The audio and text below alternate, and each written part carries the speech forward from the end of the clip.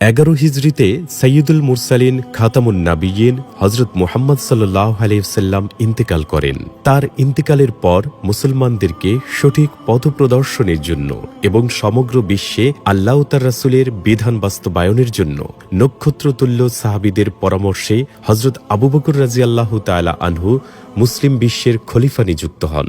এরই মাধ্যমে খেলাফতের সোনালী ধারা শুরু হয়। 11 হিজরিতে শুরু হওয়া খলিফাদের এই নক্ষত্র মিছিল অব্যাহত থাকে 1342 হিজরি পর্যন্ত। এই সুদীর্ঘ সময়ের মাঝে বিভিন্ন খেলাফতের অধীনে উল্লেখযোগ্য 103 জন খলিফা সময়ে অসময়ে মুসলমানদের নেতৃত্ব দেন। খলিফাদের সোনালী ইতিহাস গ্রন্থে ধারাবাহিকভাবে খেলাফতে রাশিদা, খেলাফতে বনু উমাইয়া, আব্বাসী খেলাফত ও উসমানী খেলাফতের ইতিহাস আলোচনা করা হয়েছে।